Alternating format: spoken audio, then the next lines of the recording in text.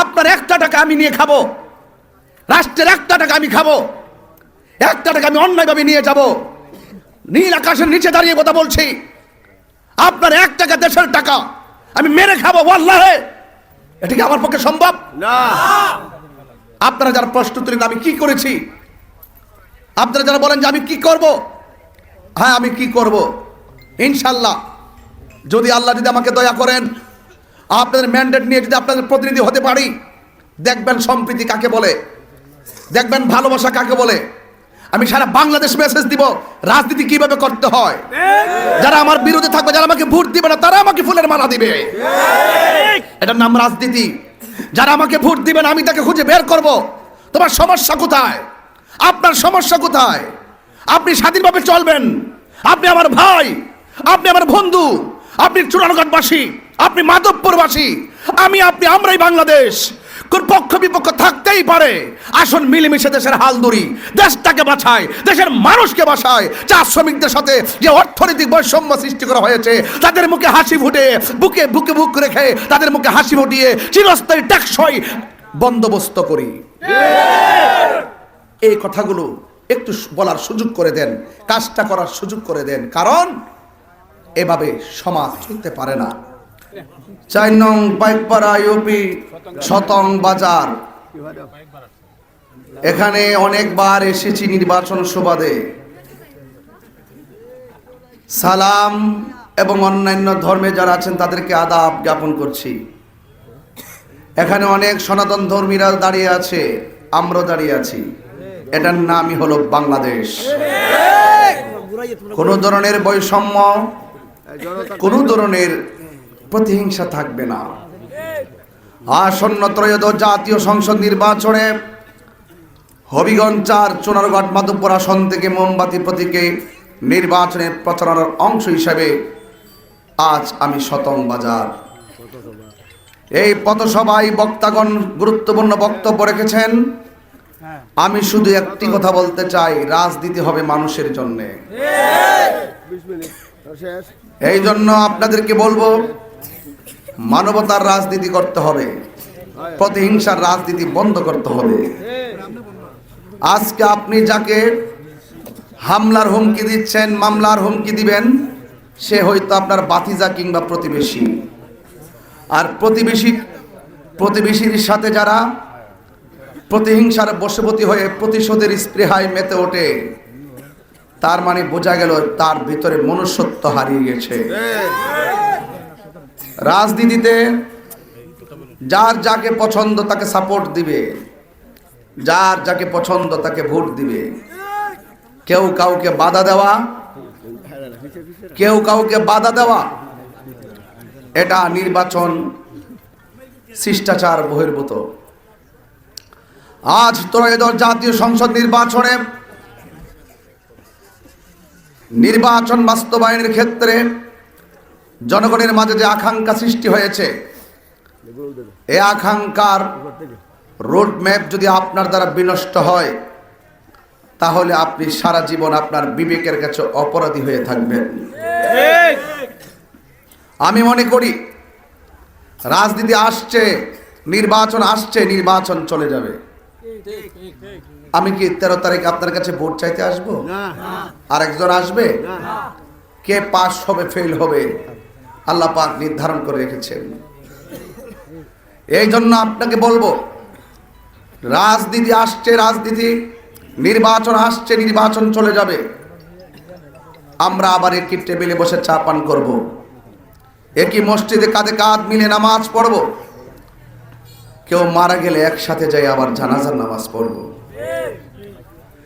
আমি দেখেছি বর্তমান বাংলাদেশে রাজনীতিকে কেন্দ্র করে যেই রকম রক্ত খেলা শুরু হয়েছে, রাজনীতি নিয়ে যেভাবে গুমের খেলা শুরু হয়েছে, এভাবে রাষ্ট্র চলতে পারে না।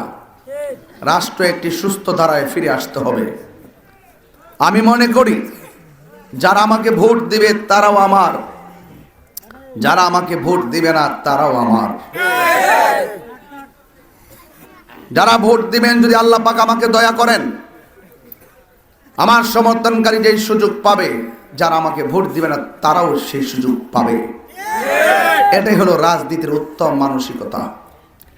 আমরা বারবার দেখেছি, আপনি ব্যবসা করছেন, দোকান চালাচ্ছেন, দেখবেন রাজনীতির ছত্রছায়ায় আপনার ব্যবসা আস্তে আস্তে ধ্বংসের দিকে চলে যায়। যারা রাজনীতিতে ক্ষমতায় থাকে, প্রশাসন তাদের কথায় উঠে আর বসে। প্রশাসন কি করবে? কিছু করারও নাই। এভাবেই প্রশাসন ঘরে উঠেছে, এভাবেই রাজনীতির নেতারা ঘরে উঠেছে। প্রশাসন কিছুই করার নাই, তাদেরকে চাপ দেওয়া হয়। আমি মনে করি যারা ক্ষমতা আসবে তাদেরকে ওই মানসিকতা তৈরি করতে হবে যে সমাজের প্রত্যেকটা মানুষ আমার আপনজন। আমরা কাউকে প্রতিশোধ, কাউকে প্রতিহিংসা কিংবা কারোর জানমাল হুমকির মুখে ফেলবো না। এটাই হবে রাজনীতি। আপনারা কি এমন একটি সামাজিক ব্যবস্থা চান না? আপনারা কি চান না? আপনারা কি শান্তির বাংলাদেশ চান না? সম্প্রীতির চুনারগড় চান না? আপনারা সম্প্রীতির মাধ্যমে, শান্তির মাধ্যমে এই চুনারগড় মাধবপুরের ভাগ্যকে পরিবর্তন করতে হবে। টেন্ডারবাজি, চাঁদাবাজি, দুর্নীতি এগুলো বন্ধ করে দেন বাবা। প্রত্যেকটা জিনিসের হিসাব হবে। হাসরের মাঠে আল্লাহ পাক যে কয়েকটা শ্রেণীর মানুষকে জবাবদিহিতার আওতায় আনবে, যে তোমাকে সম্পদ দিয়েছিলাম, কোন রাস্তায় ব্যয় করেছে হিসাব দাও। আজকে আমরা জনগণের মাল আত্মসাৎ করার জন্য ব্যস্ত। আর না হয় রাষ্ট্রের পক্ষ থেকে যে বাজেট দেওয়া হয়, এই বাজেটগুলো যদি সুষম বন্টন নীতির আলোকে মানুষের মধ্যে যদি বিতরণ করা হতো, এই চুনারগড় মাধবপুরে একটা রাস্তা, কাঁচা রাস্তা থাকতো না। জনগণের টাকা জনগণকে ফিরিয়ে দিতে হবে। রাজনৈতিকভাবে অস্থিরতা, এটাকে স্থিতিশীল করতে হবে। দোকানদারের কাছ থেকে অনেক চাঁদাবাজরা চাঁদারে, এগুলো বন্ধ করতে হবে। মনে রাখবেন, হারামে কখনো আরাম নাই। আমি আজকে রাজনীতিতে এসেছি, আরে আমার মতো ব্যক্তিকে আপনারা চেয়ার দিয়েছেন, বিশাল বড় প্যান্ডেল সাজিয়ে ফুল সজ্জা, অনেক ধরনের খাবারের আইটেম দিয়েছেন। সেই মানুষটা আজকে রাজনীতিতে আসছে। কেন আসছে? আপনি কি শোনেন নাই? আপনি দেখেন নাই? স্বাধীনতার পর থেকে যা দেখেন নাই তা দেখেছেন গত 2 বছরে। খবর থেকে লাশ তুলে আগুন দিয়ে পুড়িয়ে দেওয়া হয়েছে। বলেন, এটা কি এভাবে কি দেশ চলতে পারে? আজকে আপনি একজনের লাশ তুলে পুড়িয়ে দিবেন, এটা ভালো সংস্কৃতি না। 1 বছর পরে হোক, 10 বছর পরে হোক, এমন আছে আপনার লাশও কবর থেকে তুলে পড়তে পারে। এই কথাগুলো সংসদে কে বলবে? বলার মতো হিম্মত কেউ রাখে না। আমি মনে করি ধর্মীয় মূল্যবোধের আলোকে যদি কেউ যদি সেখানে যেতে পারে, সে যদি এগুলো তুলে ধরতে পারে, আস্তে আস্তে রাজনীতিতে একটা স্বস্তি ফিরে আসবে। আপনারা আমার মনের মানুষ, আপনারা আমার কলিজার টুকরা, আপনারা আমার অনেক আপনজন। দেখেন, আমি যখন বক্তব্য দিই কাউকে আঘাত দেই না, কারণ আপনারা আমার আপনজন। আমি আপনাদের অনেক ভালোবাসার, আপনারা আমার অনেক ভালোবাসার। এই ভালোবাসার বন্ধন যেন অটুট থাকে এবং চুনারগড় মাধবপুর মোমবাতির প্রতীকের যে সম্ভাবনা জেগে উঠেছে, এই সম্ভাবনাকে আপনারা আরো জাগিয়ে তুলুন।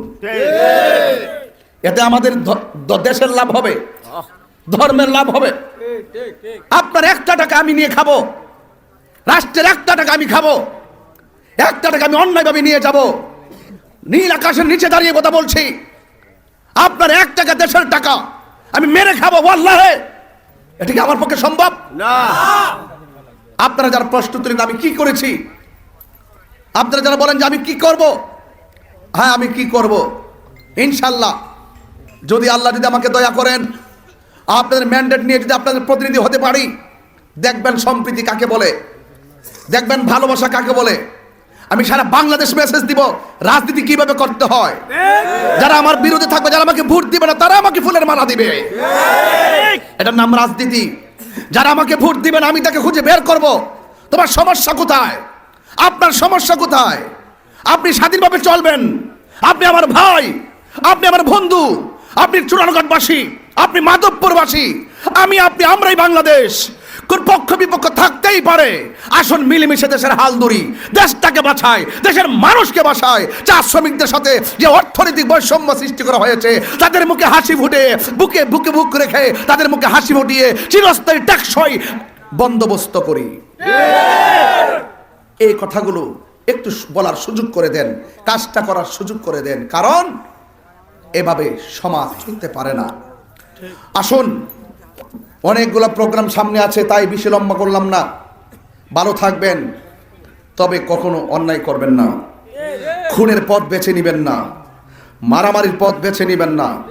আমার মোমবাতির সমর্থক তারা অনেক শান্তিপ্রিয়, তারা অধিকারের লড়াইয়ে মাঠে কাজ করতেছে, তাদের অধিকারের বাক স্বাধীনতাকে আঘাত করবেন না, এর জন্য আপনাকে জবাব দিতে হবে। আমরা সকলে মিলেমিশে এই দেশটাকে সাজাবো, এই আশা প্রত্যাশা রাখছি। আমার জন্য দোয়া করবেন, আমি আপনাদের জন্য দোয়া করি।